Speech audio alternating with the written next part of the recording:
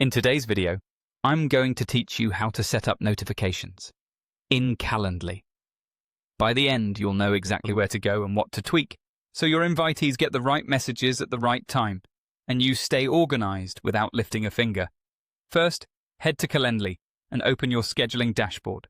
From here, choose the event schedule you want to work on. Think of this as the specific meeting type you're customizing, like a 30-minute intro call or a coaching session. Pick the one you use most often so your changes have the biggest impact. Open the More Options menu for that event.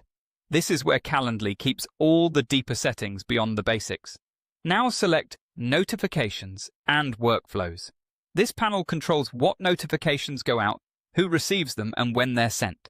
It's the hub for reminders, confirmations, and follow-ups. Confirm you're working on the correct event type at the top of the page. If you manage multiple event types, it's easy to adjust the wrong one by accident, so double-check the name before you begin customizing. Start with the calendar invitation settings. This is the calendar entry your invitees will see in their Google, Outlook, or Apple calendars.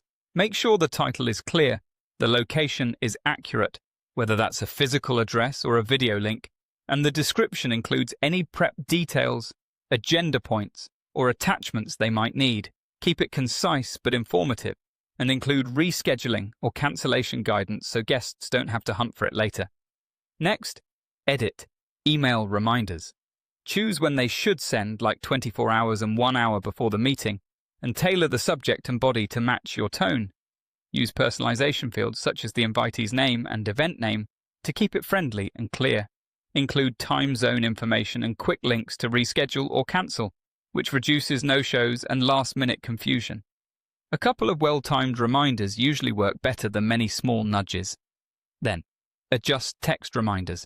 If you collect phone numbers on your booking form, keep your SMS short and direct, ideally under a couple of sentences. Pick 1 or 2 strategic times, like the morning of and 15 minutes before. Be mindful of opt-in requirements and local messaging rules, and keep the message focused on the essentials: time, link, and what to bring. Finally, fine-tune email follow-ups. These are great for sending a thank you, sharing resources, or requesting feedback.